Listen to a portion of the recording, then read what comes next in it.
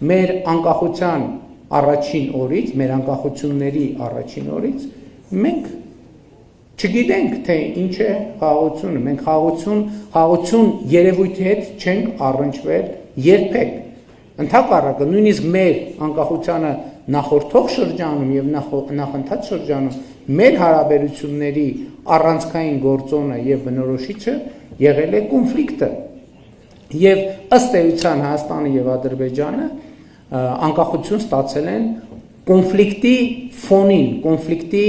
տրամաբանության մեջ և կոնֆլիկտից ըստ էության բխած էներգետիկայի շնորհիվ և մենք ամենևին չպետք է թերագնահատենք այս փաստը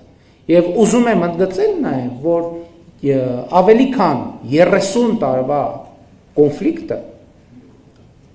ընդ որում թվաբանության առումով պետք է արձանագրենք, որ այս խնդիրը կոնֆլիկտի պատմությունը սկսել է 88-87 թվականների վերջից, 88 թվականից և ըստ էության շարունակվել է, թե շարունակվում է մինչև օրս։ Ըստ էության քաղաքական առումով կոնֆլիկտը ավարտված է, կոնֆլիկտը լուծված է, բայց մենք պետք է հասկանանք, որ սոցիալ հոգեբանական առումով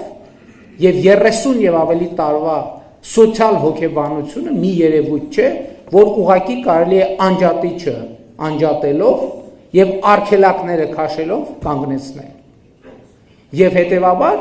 այս տրամաբանությունը ժամանակ առ ժամանակ արտահայտվում է և Ադրբեջանում, և Հայաստանում։